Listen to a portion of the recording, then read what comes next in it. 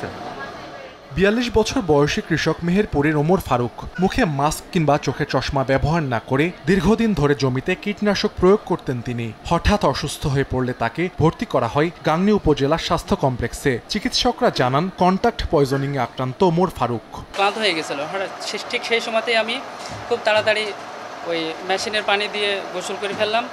গোসল করার পরেও আমি কিন্তু সুস্থ হতে পারিনি। কীটনাশক আমরা ব্যবহার করি, সেটা আমাদের শরীরে লাগার ফলে আমাদের শরীর এবং ফুসফুসে যে সমস্ত সমস্যা দেখা দেয় সেটাই মূলত কন্টাক্ট পয়জনিং হিসাবে আমরা বিবেচনা করে থাকি। জেলার ৩ উপজেলার হাসপাতালে প্রতিনিয়তই বাড়ছে কন্টাক্ট পয়জনিং এ আক্রান্ত রোগীর সংখ্যা। গত ২ মাসে ফসলি জমিতে ব্যক্তিগত সুরক্ষাবিহীনভাবে কীটনাশক প্রয়োগ করতে গিয়ে অসুস্থ হয়ে চিকিৎসা নিয়েছেন ৬৮ জন কৃষক। শ্বাসকষ্ট, মাথা ব্যথা সহ বমি বমি ভাব দেখা দিচ্ছে তাদের। উপায় নেই, আমাদের ওসব প্রোটেকশন তো নেই, যদি কিনতে যাই তবু পাওয়া যায় না। চাষি মানুষ বুঝিনি হিসাবে আমরা মাস্ক অথবা আমরা হাত মোজা কোনো ব্যবহার করিনি।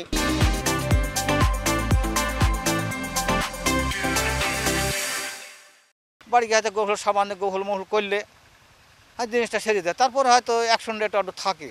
মাথা টাথা ঘুরে তখন দেখা যায় যে কি করে সময় আবার এমন সমস্যা হয়ে যায় ডাক্তার বাড়িও চলে যেতে হয়। এমন অবস্থা চলতে থাকলে কৃষকদের ফুসফুস ক্যান্সারে আক্রান্তের সম্ভাবনা রয়েছে বলে জানান চিকিৎসক।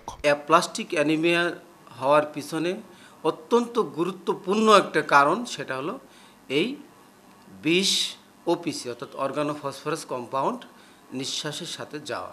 জমিতে কীটনাশক প্রয়োগের সময় কৃষকদের সঠিকভাবে সুরক্ষা সামগ্রী ব্যবহারের পরামর্শ দিয়েছে কৃষি বিভাগ। সুরক্ষার জন্য অ্যাপ্রন বা এই দিকটা দেওয়ার মতো এখন আমাদের সক্ষমতা অর্জন করছি কিনা আমি এটা বলতে পারবো না।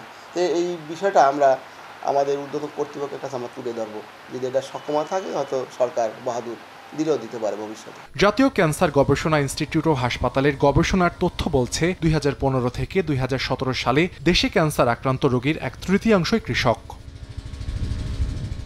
সময় সংবাদ, মেহেরপুর।